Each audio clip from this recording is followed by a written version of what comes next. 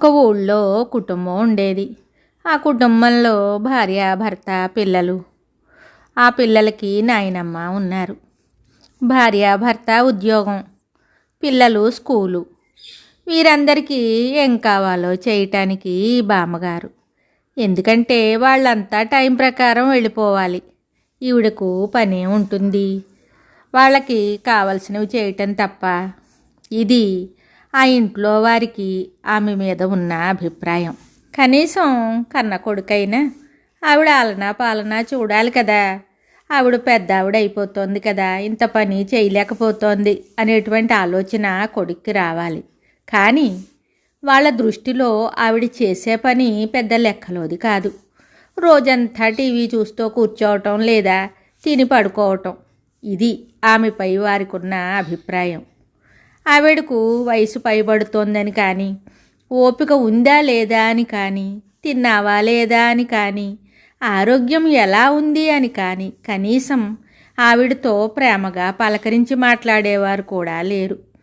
అయినా ఆమె ఎంతో సహనంతో ఆవిడ పని ఆవిడ చేసుకుపోతోంది. వాళ్ళు ఆఫీస్ నుంచి వచ్చి అలసిపోయాం అనుకుంటారు. ఈ వయసు అయిపోయిన ఆవిడ మాత్రం ఇంత పని చేసినా అలసటగా ఉందని కూడా అనుకోదు. అసలు ఆవిడ గురించి ఎవరికి కావాలి? వారికి కావాల్సింది వారికి అన్నీ సమకూర్చడం అంతే.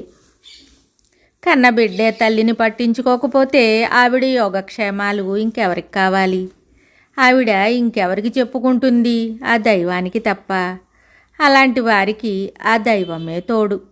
వారిని ఆ దైవమే కాపాడాలి.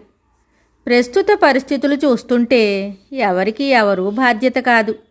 కన్న తల్లిదండ్రుల బాధ్యత పిల్లలది కాక ఎవరిది?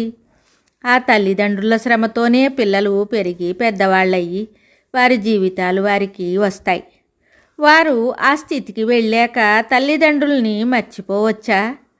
మన ఉన్నతికి కారణమైన వారిని నిరాదరణకు గురి చేయవచ్చా? ప్రస్తుత కాలంలో ఎక్కువ భాగం పెద్దవారు నిరాదరణకు గురవుతున్నారు. ఇది మనకు, మన కుటుంబానికి, భావితరాలకు మంచిది కాదు. పెద్దవారిని ఆదరించండి. పెద్దవారు మన కుటుంబం అనే సౌధానికి పునాది.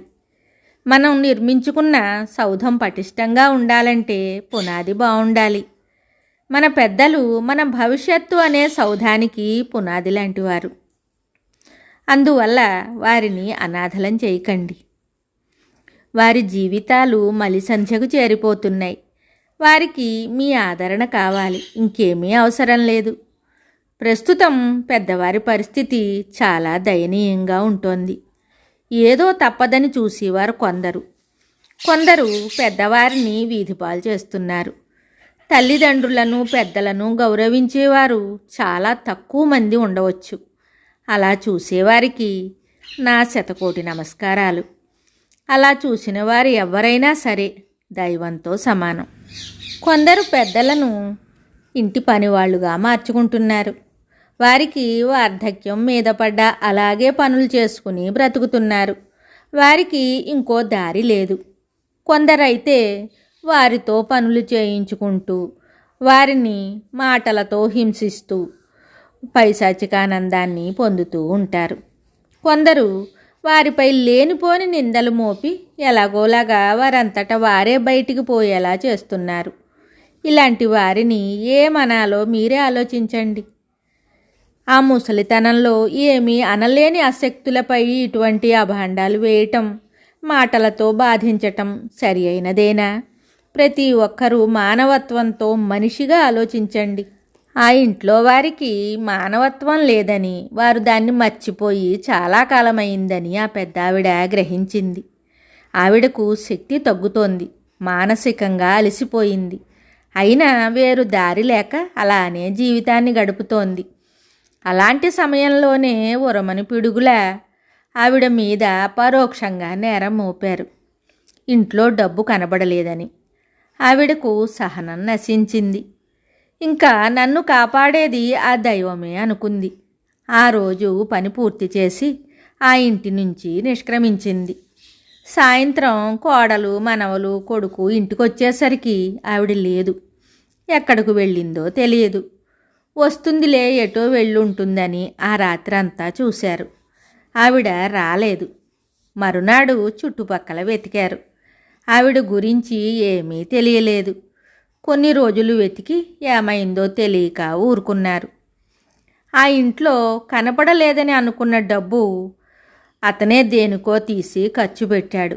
తరువాత జ్ఞాపకం వచ్చింది. ఆ విషయం భార్యకు చెప్పాడు. విని ఊరుకుంది. పెద్దావిడిపై వేసిన నిందకు వారిలో పశ్చాత్తాపం లేదు. కొంతకాలం గడిచింది. ఒకరోజు వాళ్ళ ఇంటికి అతని మేనమామ వచ్చాడు. ఆయనతో అమ్మ ఎటో వెళ్ళిపోయిందని చెప్పాడు. పోనీలే, ఉన్నప్పుడేమన్నా ఆవిడ గురించి ఆలోచించావా, ప్రేమగా పలకరించావా అన్నాడు మేనమామ. ఇవన్నీ నీకెలా తెలుసు అని అడిగాడు. ఎవరూ చెప్పలేదు. నేను మీ ఇంటికి వచ్చినప్పుడే పరిస్థితి గమనించాను. అది చాలదన్నట్లు దానిపై పరోక్షంగా నింద వేశారు కదా, దాన్ని మొయ్యలేక వెళ్ళిపోయింది. పోనీలే, కనీసం ఇప్పుడైనా ఎక్కడున్నా క్షేమంగా ఉంటే చాలు అన్నాడు. అలా కొంతకాలం గడిచింది. ఆమె ఏమైందో ఎవరికీ తెలియలేదు. ఒకరోజు అనుకోకుండా ఆవిడ తమ్ముడు ఒక కొండపైనున్న దేవాలయానికి వెళ్ళాడు. ఆ ప్రాంగణంలో అటు ఇటు తిరుగుతూ ఉంటే ఒక గొంతు వినబడింది ఆయనకి. అది మా అక్క గొంతులా ఉందని వెళ్ళి చూశాడా పెద్ద ఆయన. ఆవిడే అక్కడ ప్రాంగణం శుభ్రం చేస్తుంది. ఆవిడతో పాటు ఇంకొక ఆమె ఉన్నారు. ఆయన ఆవిడ దగ్గరకు వెళ్ళి, అక్క, ఇక్కడ పని చేసుకుని బ్రతుకుతున్నావా అని అడిగాడు. లేదు, నేను దేవునికి సేవ చేసుకుంటున్నాను. నా జీవితం దైవ సన్నిధిలో గడుపుతున్నాను. ఇంతకన్నా నా జీవితానికి ఏం కావాలి అన్నది ఆమె. మనసులో ప్రస్తుత పరిస్థితులలో నాలాగా ఎందరో ఉన్నారు అనుకుంది. ఆయన ఏమీ మాట్లాడలేకపోయారు. స్వార్థపూరితమైన ఈ ప్రపంచంలో నాలాంటి వారిని ఆ దైవం తప్ప ఇంకెవరు రక్షిస్తారు అనుకుంది. ఇలాంటి వారు ఎందరో ఉన్నారు, కానీ అందరూ ఇలాంటి నిర్ణయం తీసుకోలేరు. ఈవిడ చాలా మంచి నిర్ణయం తీసుకున్నారు. ఒక మంచి నిర్ణయం తీసుకుని మీ చివరి దశ సంతోషంగా గడపాలని నా ఆకాంక్ష. అలా అని అందరినీ గుడిలో సేవ చేసుకోమన్నానని అనుకోకండి. మీకు నచ్చిన జీవితం మీరు సంతోషంగా గడపండి. పని చెయ్యటానికి శక్తి లేక ఏం చెయ్యాలో ఎక్కడికి వెళ్ళాలో తెలియని స్థితిలో ఎందరో మౌనంగా కన్నీరు కారుస్తున్నారు.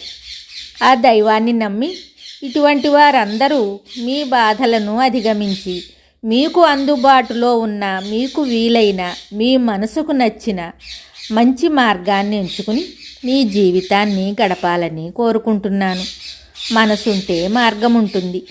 అందరికీ ఆ దైవం తోడుగా ఉంటాడు. ఆ దైవాన్ని నమ్మి ఆ దైవనామస్మరణతో శేష జీవితాన్ని సంతోషంగా గడిపి జన్మను ధన్యం చేసుకోవాలని ఆశిస్తూ మీ నేస్తం. శుభం.